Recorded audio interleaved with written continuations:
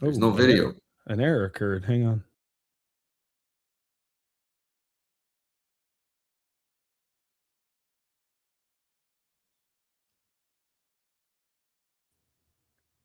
You still with me? Yeah. It just said an error occurred. Never seen that. Hang on. Did the file change place? Did you move it? Hang on. Now it's saying. Okay, hang on. Let me see if this works. This is it, man. A few more seconds. It's showtime. 2 different levels, I cannot relate. The more I read, the more I learned, the more I understood. This was not a tool. This was a revolution. Gotta let people know Bitcoin is money. It's not a commodity. It's not digital capital. It's not a digital gold. It's money. We gotta use it that way. Family close, put in work and secure the bag and then take it back to my foes.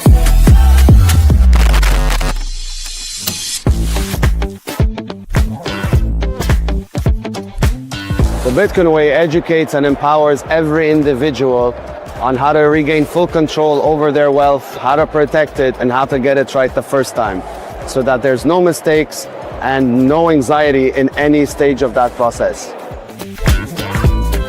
I think there are two important things that people should understand about self-custody. First of all is that it is critical. You only hold your wealth if you take 100% self-custody. In anything else, you're taking on counterparty risk. You're exposing yourself to government intervention, regulations, failed businesses, and so forth. But the second and another very fundamentally important thing about self-custody is that anybody can do it. It's a new set of skills, but it's not that complicated. You just need the right teacher to help walk you through the process to do it correctly the first time.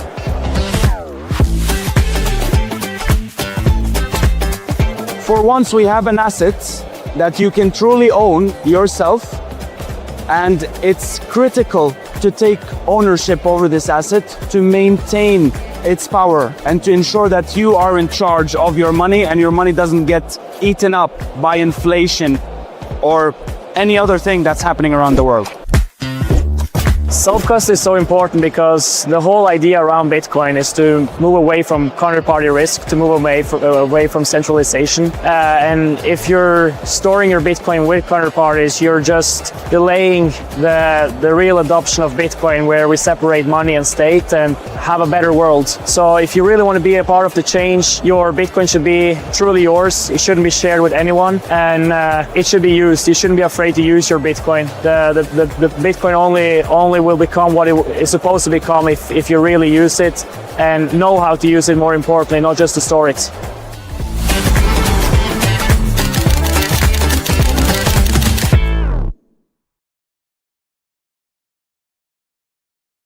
Hey everyone, welcome to the Bitcoin Way Live. I have my man Tony here with me. Tony, how are you, sir?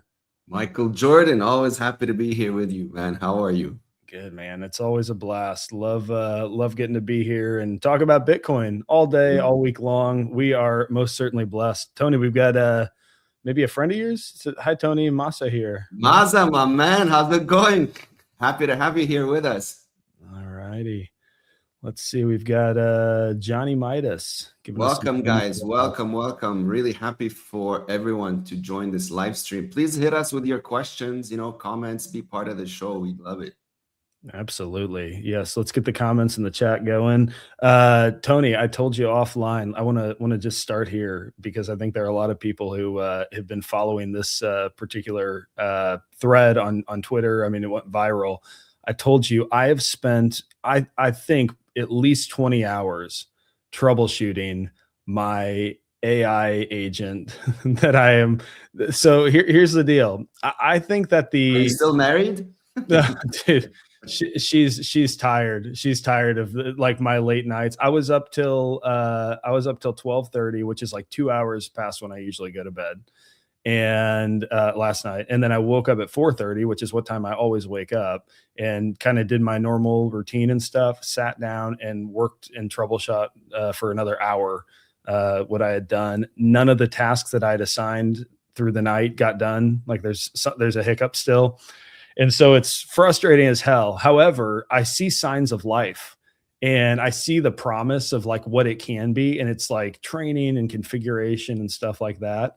So I'm hopeful, but I think I probably still have another 20 hours ahead of me before it's dialed into what I need it to be. So have you played with like OpenClaw or anything? Of course, man. We're not, it's plug and play out of the box yet, but it's accelerating towards that, right? And soon, it'll probably be that, that easy. But for now, you have to be very careful when you use this. Yeah. These are very powerful tools that are, 100 times smarter than anyone, right? And if you don't have the prerequisites to set up the environment in which they function, well, you can wake up to a very bad surprise one day, which is, what I'm starting to read about. So very, very promising tech for sure. I'm bullish on it, but it's not something to be flippant about. This is one of these things that if it goes out of control, you can seriously hurt yourself. Yeah, absolutely. And what I'm starting with, and by the way, if you're in the chat, I would love to hear if you have any success stories, horror stories, if you've tried this. What I'm starting with is keeping most of the models local, although that's been a lot more problematic in terms of like token management and some like it crashes and the model will unload and stuff. But it's all like research sort of projects, doing some like training itself for particular work applications, but no access to any of my accounts, obviously not like the Bitcoin Ways accounts or anything like that. Just to like be able to help me do my job more efficiently and to feed me information I need more readily. So again, I'm hopeful, but dude, I've been banging my head against the wall. It's it has been a wild week of many hours spent on this. So you'll get there. It's game-changing tech for sure. Yeah. I know the short-term pain is worth the long-term gain. So we got Claude back. Claude 1542. Thank you for being here. One of our devoted followers. We really appreciate it. Good morning, Matthew. Good morning to you too, man. Back as always. Let's go. Matthew, hey, I think I got an email from you in my inbox. Dude, I've spent 20 hours the last week on working on my AI bot, and then his name's Wall-E, by the way. It's sort of a family joke. It's no reference to the Pixar movie. I've actually have you ever seen Tony, are you familiar with Dilbert, the Dilbert comic strips? Yeah, sure. So I've decided that Wall-E was originally a nod to just an inside family joke, but now my sub agents are going to be like Dilbert characters is kind of okay. All right. Very fitting. No, so Matthew, I apologize, man. I've been just swamped with that setup. It's taking all my free time, and then my work schedule is just as busy as always. So I'll get back to you eventually. Tony, let's dive in, man. Let's dive in. Let's do it. So Tony, we've got an interesting phenomenon. So TFTC shared this yesterday.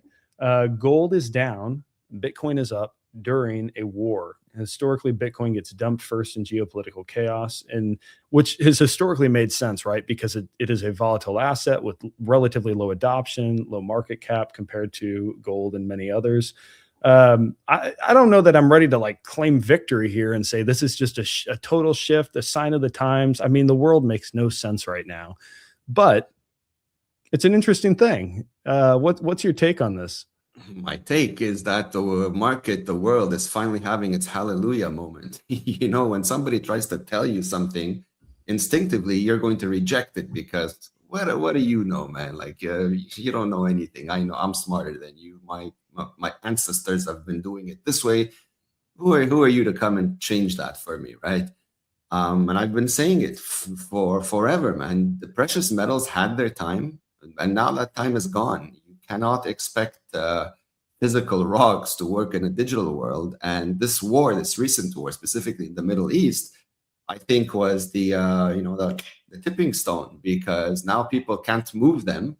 They are having one heck of a time selling them. And for those that do manage to sell them, well, they're getting a nasty haircut, anywhere between 30% and more on these shiny rocks. So people are very quick to conclude like, holy shit, man, hold on a second. Maybe this stuff isn't really ideal anymore in the world we live in. And maybe we should listen to these crazy people, talking about Bitcoin all day. Bitcoin in and of itself is not volatile.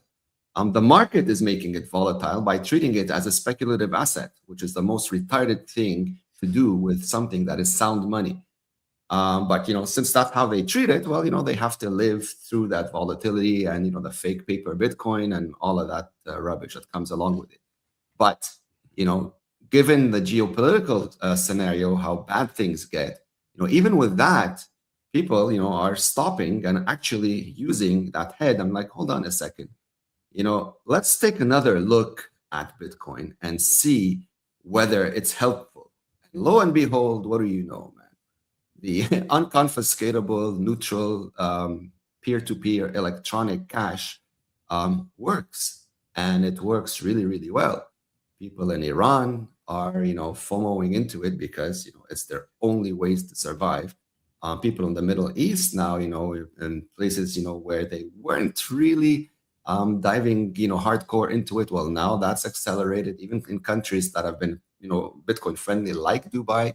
You've seen, you have activity recently, spiking. In other countries in the Middle East, people are starting to pay more attention to it as money, not as a speculative asset. It's the most liquid. You can, you can do whatever you want with it 24/7, which is not the case with precious metals. And you can definitely take it with you. You don't have to transport any physical items. Some people, are go as far as memorizing their words. Not something I would suggest, but I mean, technically you could do it. And other people just have a proper infrastructure. I mean, of course, all the clients that we train are bulletproof in that sense. You literally could leave all the hardware that you started with initially, get on a plane, land wherever you're going, repurchase everything, and everything can be put back together in under 30 minutes. That's powerful stuff for being your own bank, right? Where are you going to find this? Anywhere else in the history of money, where could you do this before Bitcoin? Never. So I think we're starting to see people, realize all of this, that it's not, just nutty geeks online talking this stuff all day long. That it's actually true, and this is the future that we're accelerating towards. For me, Bitcoin is the future of money. I already live on a Bitcoin standard. I don't think about the fiat world or the precious metal world at all anymore. I know it's a bit extreme, but I forced myself into this mindset, and a lot of people are starting to do the same. And once you walk into that future, the noise just vanishes into the background. It really is something to experience. Tony, I feel bad sometimes because I feel like by virtue of what we do and these live streams and the banter, all the shows that we do, I end up pulling you back into hey, you want to comment on what's going on with gold? And you're like, I don't care, but it's just part of the deal. No, man, I'm cool with it. I'm cool with it because a lot of people that I know are also stuck in that old mindset. Remember, it has 5,000 years of history. If your parents told you it was good, and their parents told them it was good, and went back for God knows how many decades. Well, it's not everyone that's just going to read a book or a white paper and holy shit, that thing's dead, man. But for some people like myself, that's how quickly it resonates. As soon as I read the white paper, maybe at the 7th or 8th time, all of this made sense. I knew that anything beyond prior to Bitcoin was as archaic as a fax machine or a typewriter. It was not going to work into the future. But of course, we live on planet Earth where people, take forever to think and to resonate and to come to intelligent conclusions, which is why we're going through, the whole process of volatility, people treating it as a speculative asset and all that nonsense, right? But, the advantage that we have is the free marketing of, a terrible geopolitical landscape. And the worse it gets, the quicker the Bitcoin adoption is going to be, in my opinion. So that is a silver lining. Yeah, I think that more people are beginning to recognize that the safety net they need is actual money that can like medium exchange money that can be transferred. Value can be transferred across borders anytime, day or night, versus the store of value. I know that, you hear Austrian economists and the Peter Schiffs of the world talking about how gold is money. It's the best form of money and that, but I don't think they really believe that, because I don't think any of them are looking for ways in which they can transact with gold. I think they just want to store value through turbulent times and over long time horizons, perhaps. When it comes to, and I know Bitcoin's got its many number go up maxis, but there are a lot of us in the Bitcoin space who are still talking about Bitcoin as a future form. It is a form of money today that we can use, but is a more ubiquitous form of money in the future, and not something that we have any interest in selling. And that's why Peter Schiff's only enthusiasm. He does. You don't hear Peter Schiff, or at least I've never heard him talking about self-sovereignty, right? Like he just talks about like a hedge against inflation, or, you know, a better form of money, like on paper, like technically it's, you know, it's like, yeah, of course gold's a better form of money than the dollar, but you still have all the scalability issues that come with it.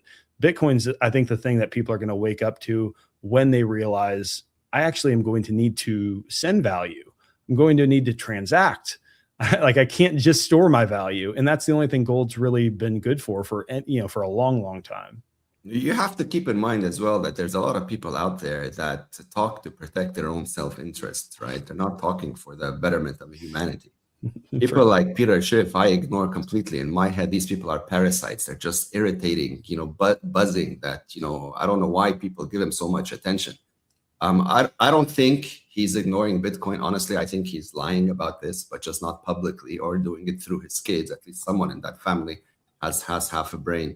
But, you know, people do what they do, man. And the difference with Bitcoin is that it doesn't matter how much of it any one individual owns.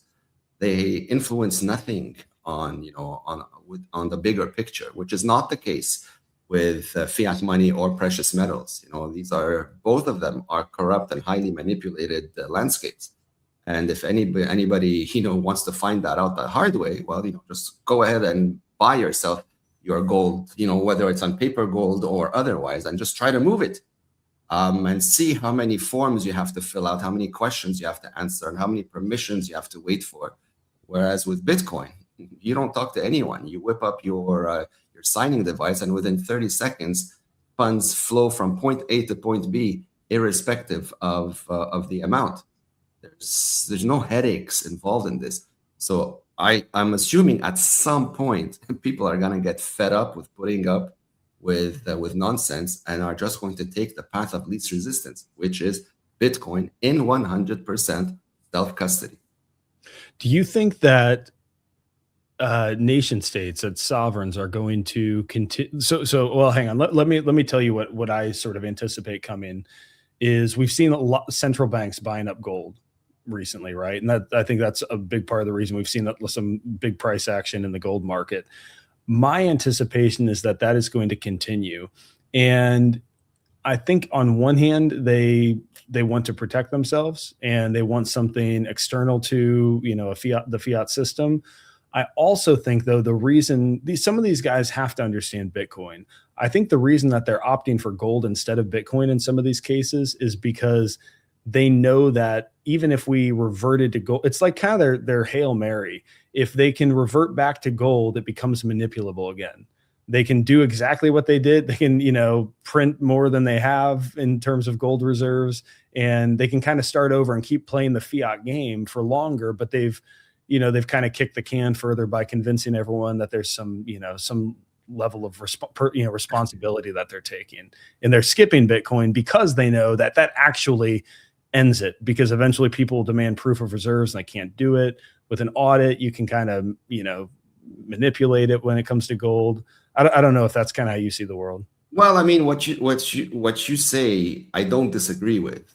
But in my head, I think there's something, you know, far more sinister. I mean, once you understand who these people are, this could also very well be, you know, a distraction. You know, you cause a problem somewhere in order to hide what you're doing in the background.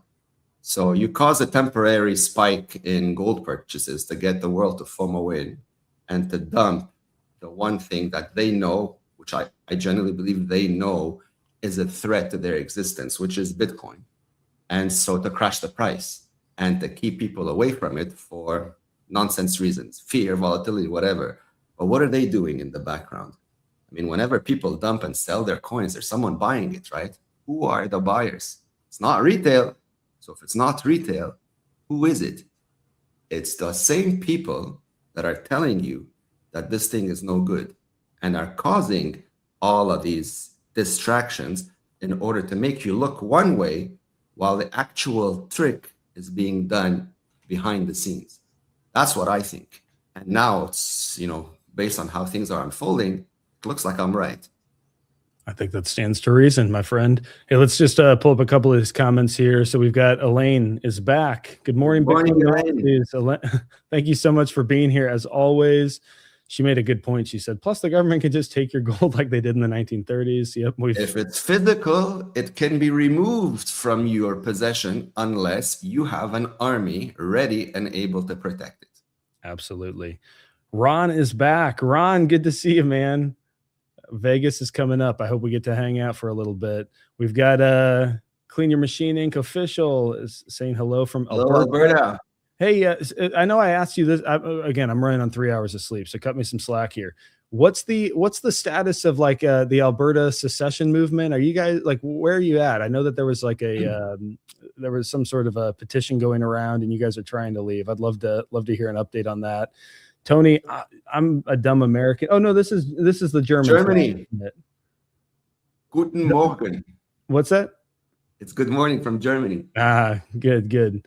I for some reason I'm sort of colorblind, so I wasn't 100% sure. But yeah, I love this, man. We've got what are you laughing about? I really am. Dude, I've done those colorblind tests before online and I suck at them. There are certain colors that I just can't distinguish. It's all good, man. You've been hanging around AIs for too much. Dude, I've been staring at it into a blue lit screen for too long. Yeah, I need to get my blue blockers out.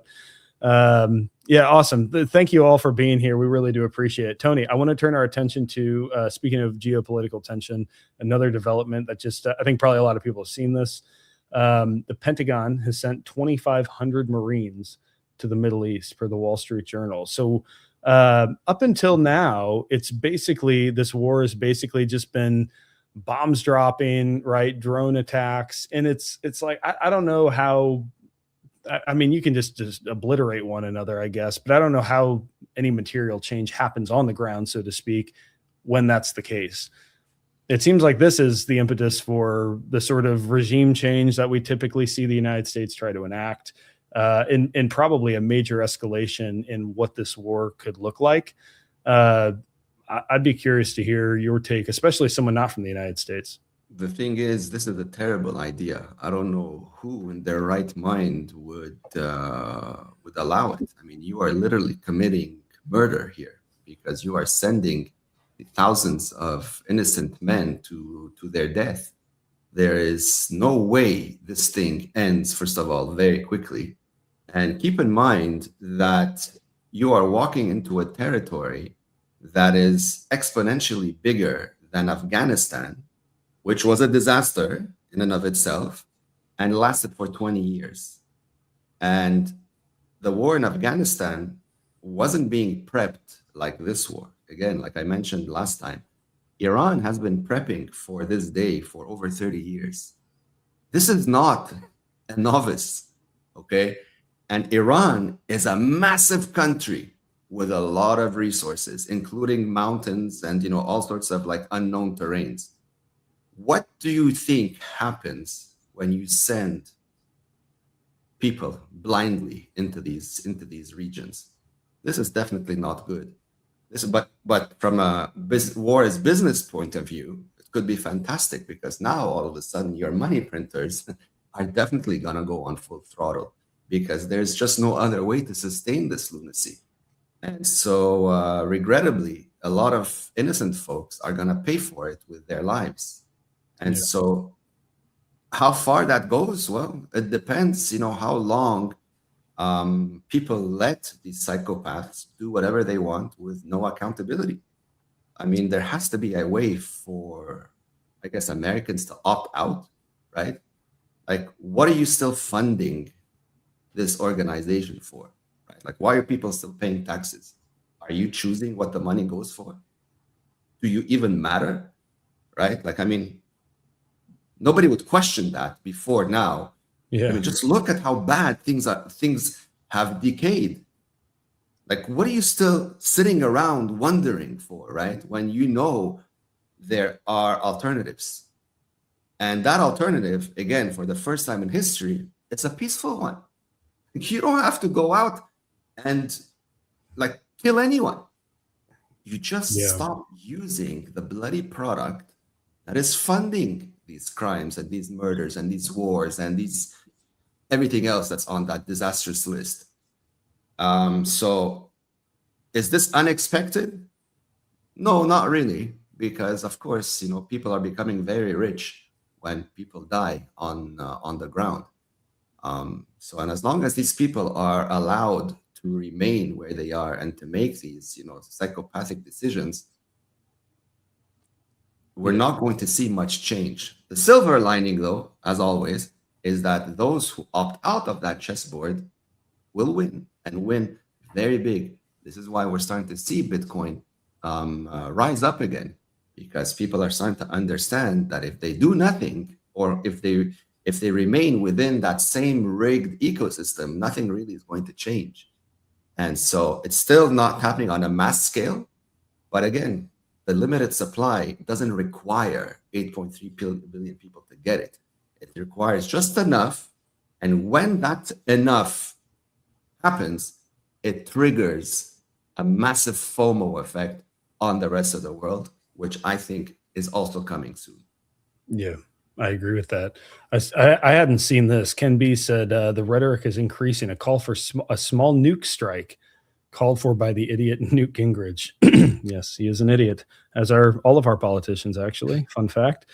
But man, that would be. Can you imagine that? Because then it's sort of like the weaponization of the dollar with the Russian sanctions. It puts everyone on strike that nuclear war is an option. And what does that mean? Like we're not the only nuclear power, right? So like what signal would that send to the world? Not a good one, and it would make things incredibly scary and interesting very, very quickly. So I really hope it doesn't escalate to that. Tony, I agree with you. The fact that we've got 2,500 boots on the ground, to me indicates this is going to be a long. I don't think this is going to be what was my joke? 2 weeks to flatten the enemy. It's not going to be that kind of thing. Yeah, good luck with that. 2,500 people, by the way, is nothing. I mean, it sounds like a lot of folks, but it really isn't. Yeah, it's if you understand where they're going, right? It's like a start, but it's that unfortunate beginning, though. That it's like a water drop in an entire ocean. That's how big Iran is as a country. Yeah. Hey, we've got a little debate going on here in the comments on the Alberta secessionist movement. So he's taking votes for separating from the country goes until May 2nd. We'll be watching that closely, man. Let's see it. Let's see how that unfolds. I hope it works out. So he says if we get 50.1%, then in October we have a final vote to separate. And then Claude said, I'm Canadian. Sorry, can't see it happening. Another demoralization tactic. If they do separate, they better not continue using fiat. Who knows? Look what happened to Czechoslovakia after World War II. Guys, if you don't want to deal with it, it's called a plan B. Give us a call. We'll get you to where you really do not have to worry about this anymore. And if you're concerned about friends and families being left behind, believe me, if you're not in a position to help them when they're going to need it, you staying behind just for emotional reasons is not going to be very helpful. I know, because I went through that same emotional debate back and forth 6 years ago. The right call is always logical. Yes. And then Clean Your Machine came back. This is a little feisty for a Canadian. I thought you guys were all just like really, really friendly to each other. He said, you don't want it to happen. Then you'll have to pay your own bills. Be prepared, bud. We're leaving. I hope for the Albertans that if they want to leave Canada, that they can do that peacefully and that it goes well. But I have no idea. I don't know anything about Canadian politics, so I couldn't tell you what to expect. He said Alberta has a gold and Bitcoin reserve. So they probably do have a level of self-sovereignty that many areas do not have, and wouldn't even have the option to really leave in any sort of meaningful way. Sound money is where the future is headed. And then Claude said 100% plan B. He said, I would love for it to happen. So I think they agree. Yeah, well, I think we're just gonna have to. Time's gonna tell. This is one of those things that I think, Tony, the important takeaway for me is just that there are pockets of people waking up to this stuff, and they're just saying, "I've had enough," and they're doing what they can. Now, will they succeed in their their effort to leave Canada? I don't know. I hope it works out for them if they get some sort If of it's a big enough number of people that are really, determined to make it happen, I don't see why it wouldn't happen. But you need, a large enough amount of, boots on the ground to make a difference here. You need people to actually go the extra mile and do the work to get across that finish line, right? Like, you can't just say, "Oh, I would love to," and then not sign the petition and not go, make a concerted effort to make it happen. So I hope that human action kicks in and people, don't wait for their freedom that they hope for. They just go and take it. Freedom is never given, man. If you don't take it yourself, nobody gives a shit. Yeah, man, absolutely. We're getting a lot of comments here. Let's see, Matthew. Like they told us in the military, 2 is 1, 1 is none. Should have pace, primer, alter, emergency plan. Plan B is perfect for the stack. Yes, we agree. And Tony obviously can. He could go all day and tell you why Panama is a great place to be. For sure, man. Tony, did you listen to my podcast with Meyer Mizrachi? Yes, of course. Man, I thought he's such an interesting guy and doing some really incredible things in Panama. And I'd encourage, if you're on YouTube right now, a lot of you go check out that interview. Don't leave the live stream. Stick around, keep the chat going. But when you're done, subscribe to the channel. Go check out that interview. Because I really think that they're very forward. He's a great guy, very, very, very smart, very forward thinking, and he's one of those that is going to where the puck is headed. He sees the future, and I think a lot of countries eventually, more countries in Central and South America are going to do the same thing, because there really is like a once in a lifetime opportunity to go from outside that stereotype that these countries have been put in for decades to becoming, like the future Monacos of the world. And we're already starting to see it, unfold.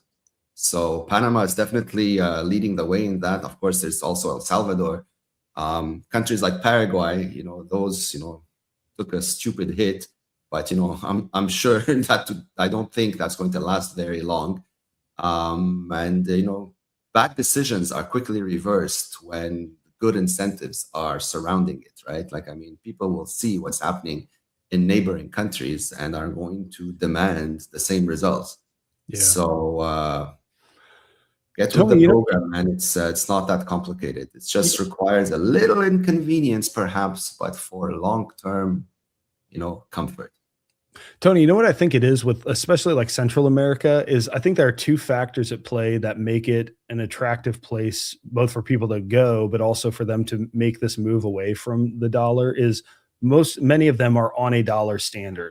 So even if they have their own currency, it's pegged to the dollar. They're still completely at the whims of what, U.S. central bank and what fiscal policy is mandated. And so they don't have the levers to pull that like the European Central Bank has, or that China has, or many of these other big players. And so they feel the effects of U.S. policy in a very meaningful way, and therefore have the incentive to de-dollarize and to try to find their own way and break away. Yes, something like Bitcoin makes a lot of sense. Absolutely. Now that it exists, you see, like this is why I keep saying Bitcoin is the game changer, because without Bitcoin, none of these discussions are possible. Like, you just cannot have this type of optionality without neutral, sound money that no living soul can influence. Yeah, I completely agree. Hey, Tony, we've got some more comments here. Matthew Kappa's here.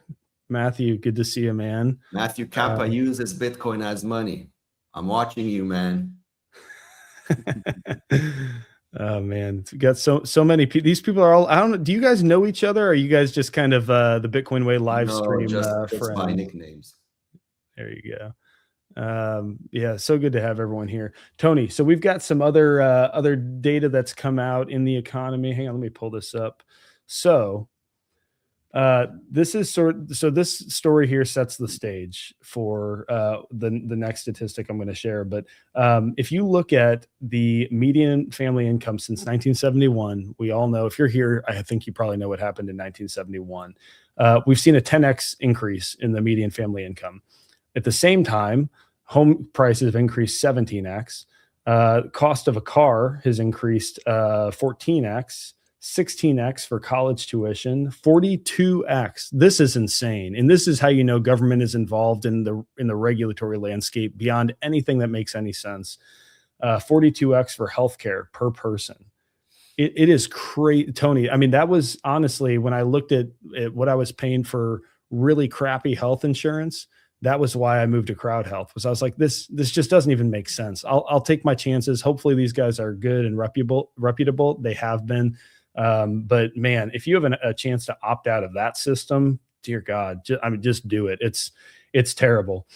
So you got price of everything going up, and then separately, hang on, let me find it. I must have moved this. Shoot. Oh no, I got it back here. The economy is weakening. So that's only going to get worse.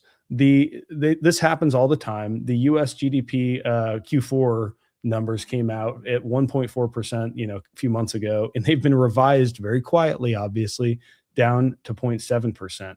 So at the same time prices are going up, the economy isn't growing. Like you're not going to out earn or outgrow your way beyond this to beat inflation. Like it just isn't going to happen. The only option is to find some completely different alternative.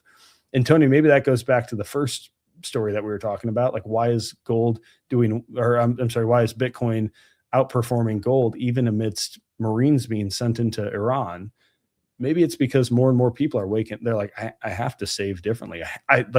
I'll try it. Right. I don't know a lot about Bitcoin, but it's something different. It's something external.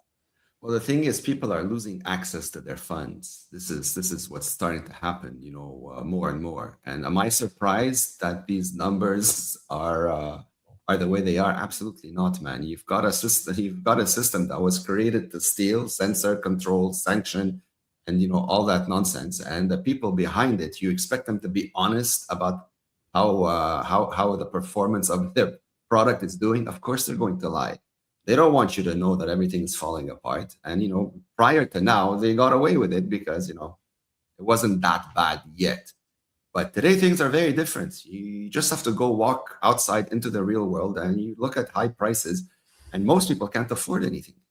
I mean, when you've gotten to a point when societies are financing junk food, fast food, you've got a big problem. And I were joking about this last time. Like in my head, I do see a world where they won't only finance fast food; they will actually finance how many bites of a meal you can buy. Because like if it gets that desperate, that's the only thing that works, right?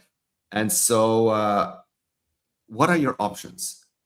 Either you revolt and things become insanely violent, and you've got like civil riots and uproars, and people killing each other and what have you, or you just walk off that chessboard. And by walking off that chessboard, that just requires learning a few new steps to understand how this thing that we've never seen before works. And you stop listening to the wrong people. You stop listening to the mainstream narratives, the lies, essentially, and you leave that world behind. And we're seeing a lot more traffic in that direction. Like it's very visible. You can tell that this is happening just by talking to people. Forget the mainstream news and headlines. You're never going to get a word of truth in there. But talk to people. I know from our interactions on a daily basis with the folks that we work with, things are changing, and like in a very, very big way, positive way, for those that are who have like drawn the line in the sand and said, I've had enough. I don't want this anymore. I'm leaving. And once that decision is taken, there is no looking back. And so these numbers, as bad as they are now, they will get worse, like much, much worse. and there's no fixing it. So there's no voting for X or Y person that's going to make this better. The system is dead.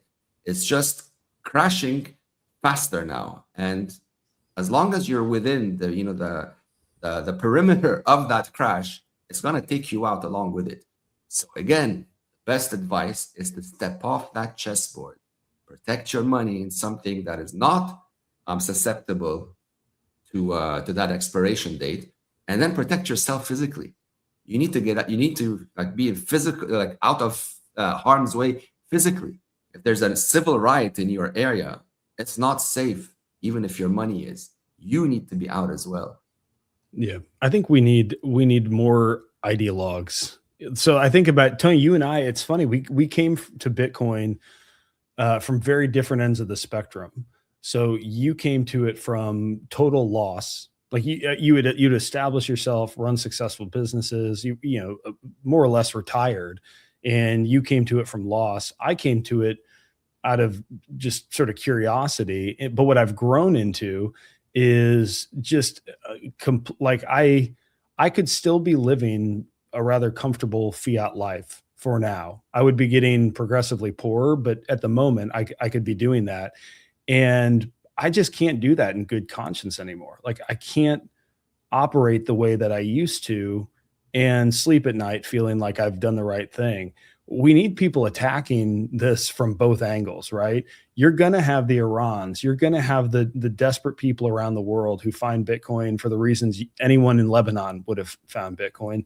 But we do need more people who just refuse to compromise in spite of never had, you know, having such economic hardship, just because they're done and they have a moral issue with the way that the money works today. And I'm tired of people dying, man, for no reason. Like it doesn't matter where they're from, man. Like it's innocent folks that are paying the price. You know, fiat. That's why I call fiat blood money. It doesn't matter which country you're from. You know, if you're funding that system, you're indirectly like part of it, right? This is why I want nothing to do with it anymore. And this is why I'm hoping a lot more people will understand this. But I get the initial reaction, but holy shit, all my work, my expenses, like how do I live if I just leave it behind? So it's impossible. So people feel stuck. But the thing is, you know, you don't have to do a 0 to 100 in one go.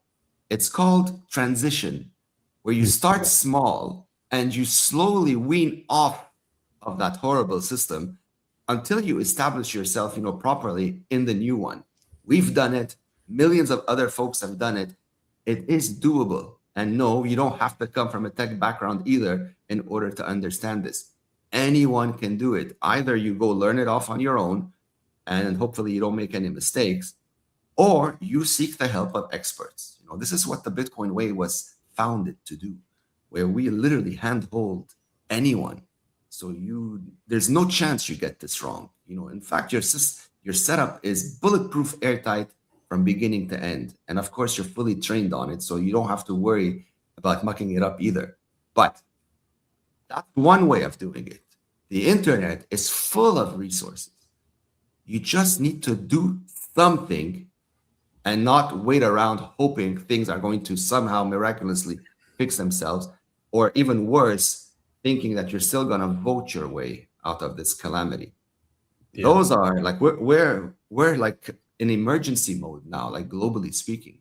There's no, it's going to get really bad. We're already in the very, very bad. It's just when everything comes, you know, like, I don't know what comes after emergency mode. Is it complete, you know, shutdown mode? God knows.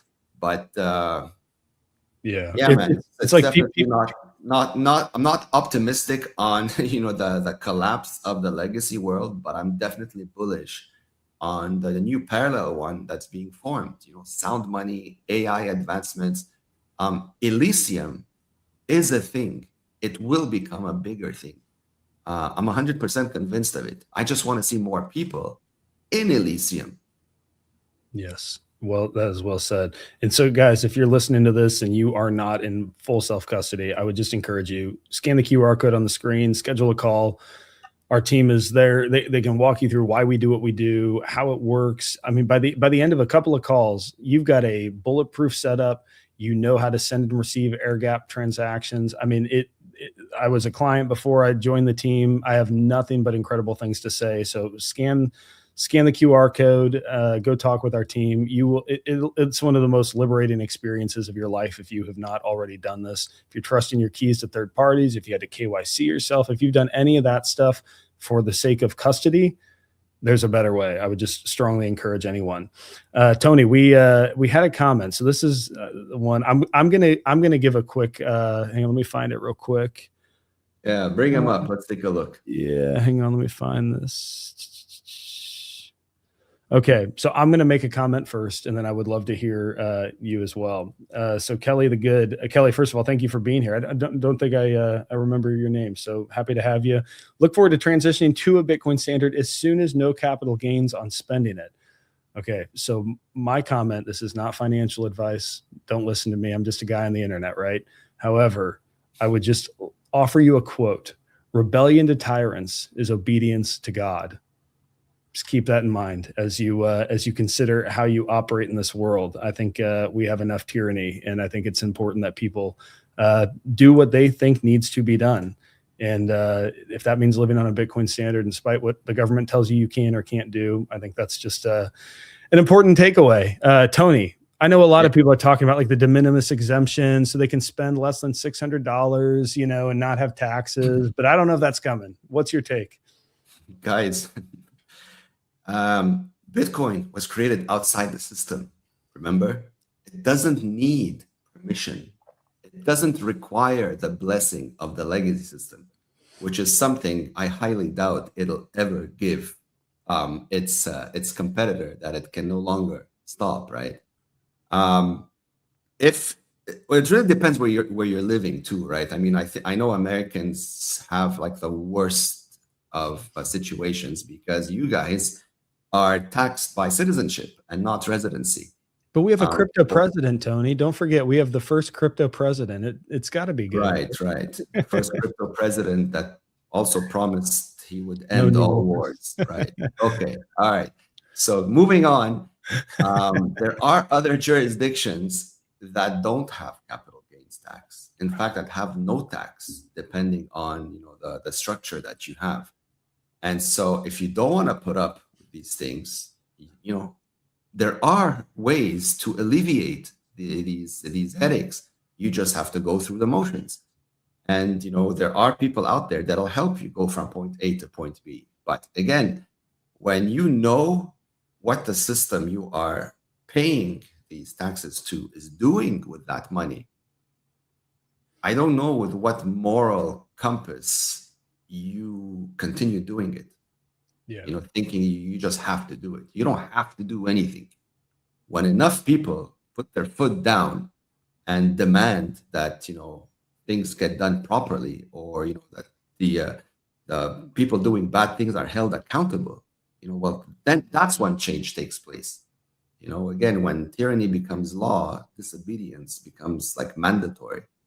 And so, but as long as people comply out of fear, the aggressors will only carry on, if not get worse, with their bullying. It's just how it works, man. Yeah.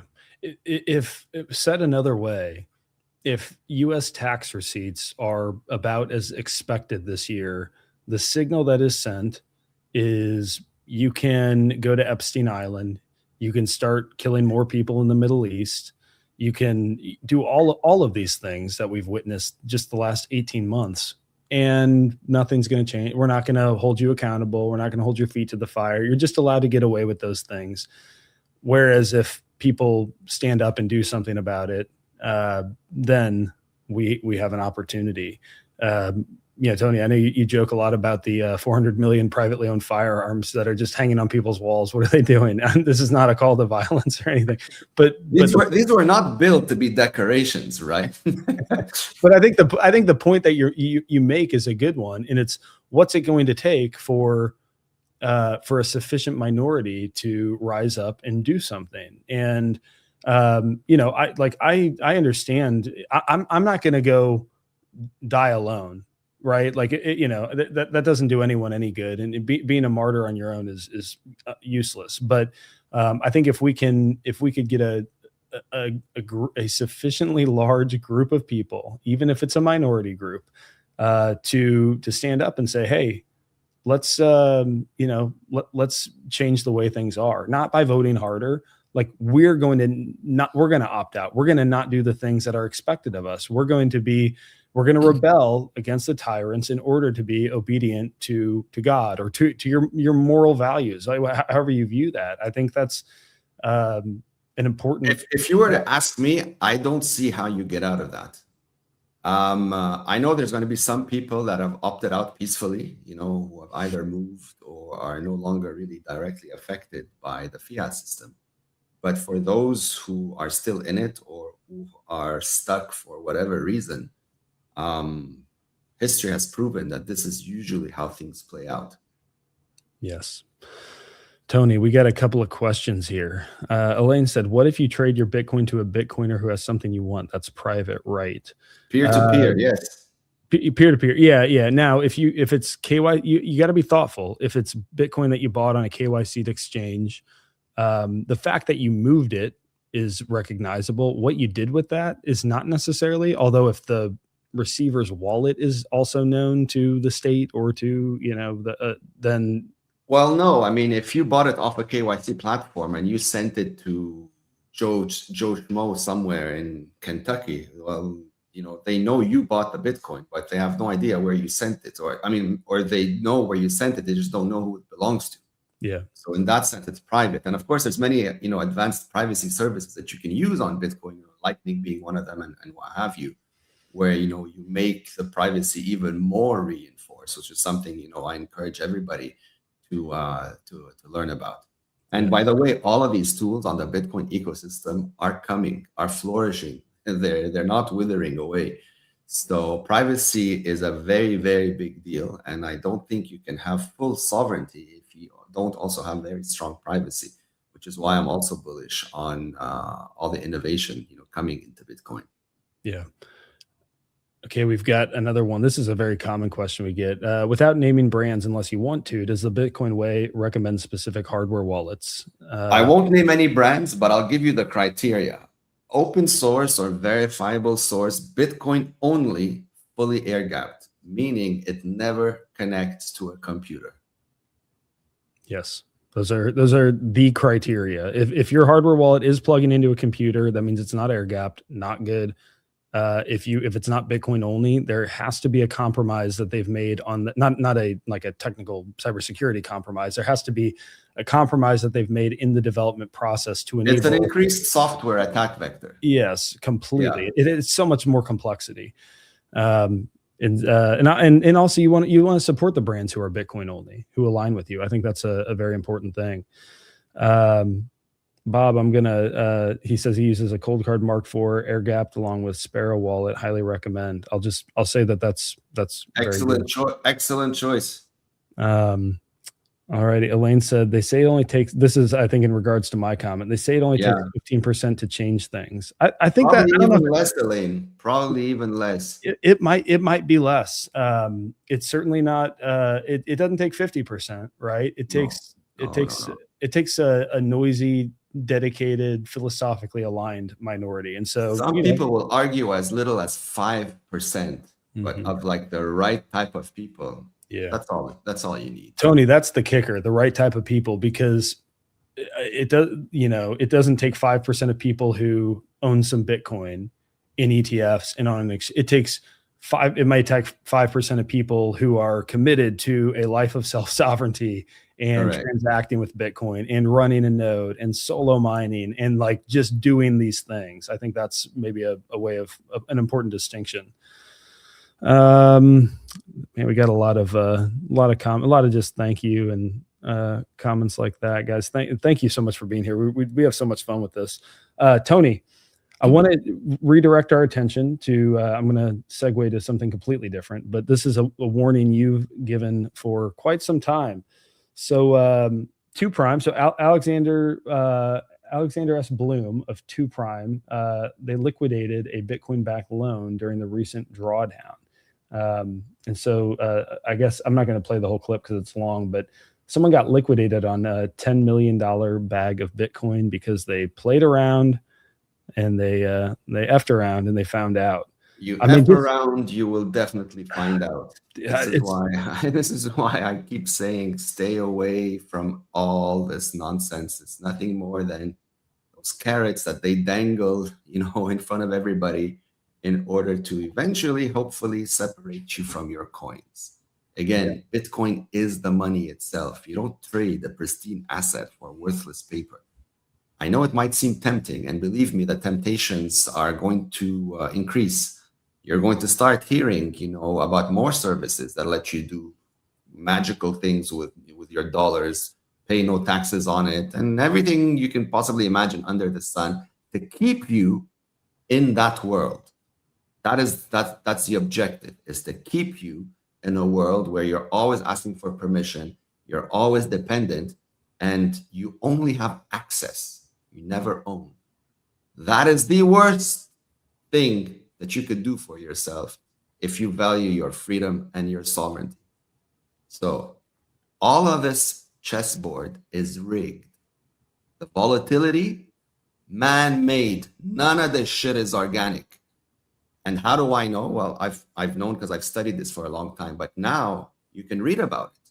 When you've got companies like Jane Street that screw around with the price every day at 10 a.m. like clockwork, and they don't care because, they've been exempt from all the rules that everybody else has to play by. When you've got the money makers that have full eyes on all these retards that are leveraged to the brim, when they pack enough of them, they rug pull them every single day, whether you're long or short. All of these games, there are masters controlling the strings. You just hope you're lucky that they don't see you when you're in, right? That you can get in and get out and hopefully make a profit. It's not how it works. And as the system gets more desperate, these attacks are going to accelerate. And so unless you really, really, really know what you're doing, counterparty risk should be something you avoid like the plague. If you can't afford something, hold off until you can. There's no need to risk your hard-earned Bitcoin for something that can either wait or that you can eventually, find another way to get it. So this poor guy, $10 million, I hope it wasn't his entire life savings, but even if it was, that's a huge amount of money to lose, while you're sleeping or not paying attention, or even worse, helplessly just watching it get, vanished in front of you. Yeah, I mean, truly, put yourself in this guy's shoes. You get margin called at low $60,000.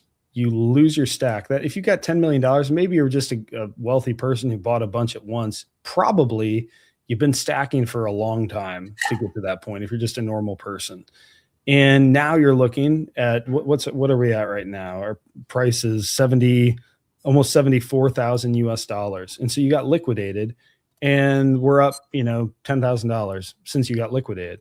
And that's just the purchasing power. Never mind the fact that you don't have freedom money anymore, right? Like, never mind all the other things that we've been talking about this whole time. And if you think 70-something thousand dollars is where we're stopping over the next 10 years, I think you're probably crazy. So you really have to, I think, internalize what the implications are when you get liquidated, because you can't listen to the I know, like I always joke with Greer, one of the guys on our team, he's just a bulltard, but he's a responsible bulltard. He's not listening to these, Omega candle bros and, we're going to 200,000 next week sort of narratives, and then making insane fiat financial decisions based on that. You really have to ignore all the hype and assume, just play conservative. Assume we're going to have an 80% drawdown. Would you be happy with the decision you made? Never mind, would you be happy with the fact that you're feeding the fiat system, which I think all of us are probably in some way morally opposed to if you step back and think about it. But you're really putting it all out on the table, and you don't want to have any of your stack liquidated because you just got impatient and you tried to buy something you couldn't afford. Just not worth it, folks. Yeah, Tony, we've got someone asking about the Bitcoin only Trezor. I know you don't want to sit here and dunk on other brands, but this is our bread and butter, so I want to make sure we're addressing people's questions. We don't work with Trezor. That's all I'll say. Okay. Yeah, Ken said his liquidation was due to his own hubris. Ken, I hear you, man. I feel for you. I'm sorry to hear that, but hey, I'll tell you what. I'm hopeful you can recover some of your stack. Keep stacking. Bitcoin hasn't changed, right? It's still the fastest horse in the race, and I think it's hopefully your story is one that will resonate with other people, and they realize, okay, this is a real world scenario that I could face if I'm going to put my Bitcoin stack up there. And painful lesson to learn all the same, man. I'm sorry you had to go through this, Ken. Yeah. And then Elaine, this is a good comment. Key, understand Bitcoin is the way. It's not a stock. It's not a trade. It's the money that will take over the world. It always goes up, a little zigzaggy. I like that. A little zigzaggy, but up. Well said. Yes. I'll tell you what, though. One of the healthiest things I've done to sort of reframe how I think about this is, instead of when I stack sats and I put it into self-custody, I control that wealth. I focus way more, like, not even on the number of sats, but just on, I have more of that optional money that I've chosen because of all the research I've done, all the reading, all the podcasts I've listened to. I just have a little more freedom units. Right. And it's not always a lot, like it's small stacks here and there, but I think it's going to go. And I think over time that freedom grows exponentially with the price. So maybe reorient your thinking on some of this. Tony, is there anything else you wanted to cover, chat about? We had a couple of stories we didn't get to. Boris Johnson dunking on Bitcoin as a Ponzi. We have Stan Druckenmiller warning against it. All of these dinosaurs, these irrelevant dinosaurs, they remind me of like these sore losers that just can't shut up about having lost and being proven wrong, and so they keep coming back with an even worse excuse every single time. So these fossils, man, are part of the dying legacy system. Their entire wealth is in that system, so it's very clear why they're upset about this. But it's not like they're stuck either, right? Bitcoin is for everybody, whether you like them or not, and there's nothing anyone can do to stop anyone from saving and transacting in Bitcoin. So for them to come out and like blab the way they do, it's just laughable, man. So just ignore these folks. The dodo bird died a long time ago, and this will soon be classified in the same category. Wasn't Druckenmiller, though? He's been like a Bitcoin, like one of these billionaires who's talked about Bitcoin and kind of excited about it or something. So it sounds like he's changing his tune, unless I'm getting him mixed up with someone else. These people. Who knows, man? There's a lot of bad actors. You even have that recent story about Coinbase, fighting that de minimis act because they don't want people to understand that Bitcoin is money. That is really the ultimate threat, the ultimate kill shot to the dollar and all the fiat system, is people understanding that this is money. That's why you hear all these rebranding attempts, to frame it as a store of value only, or something that you hold and never ever sell, and blah blah, and the list goes on. Bitcoin is money. As soon as enough people understand that this is what this is, the whole legacy world vanishes in 30 seconds, and this is what they're desperately trying to prevent, because people are slow, unfortunately. But again, the silver lining is that they are causing that demise, their own demise, and providing the free marketing and the tons of attention to 8.3 billion people regarding Bitcoin as money. Iranians learned that lesson instantly, not that long ago. People in the Middle East are also learning it very quickly these days. Even people in my retarded country have learned that lesson even more now, right? As things continue to get worse and worse. Eventually, even the most stubborn human being gets a clue. Well said. Tony, I got one more question for you. This is a quick question from Clean Your Machine. If I buy Bitcoin from Bitcoin Well to my Speed, I assume Speed wallet, then I send to Bull Bitcoin wallet, then to my Cold Card Q, is that still KYC? Well, the original amount that you purchase is always going to be KYC. Yeah. But if none of your other wallets are identified or known to these KYC platforms, so or at least they shouldn't be, and that means it could belong to anyone. You could have paid an invoice, you know, for all they care, or bought a bicycle or whatever. It doesn't really matter. Yeah, I think if you have the opportunity, I mean, this you got to be careful. The cleanest way to remove that KYC is to sell and buy back immediately through a non-KYC channel. But yeah, you have to be careful. I mean, you know, it doesn't happen instantaneously, so you have to be cognizant of the price could run away, you know, in the couple of hours or 24 hours. Like, again, there's a lot of private layer 2s that are out there that people can use, you know, but I strongly encourage folks to incentivize merchants to start accepting Bitcoin more. Once, you know, Bitcoin spreads as a medium of exchange, you know, again, as money, that's it, man. That's it. Things will move really, really fast. Absolutely.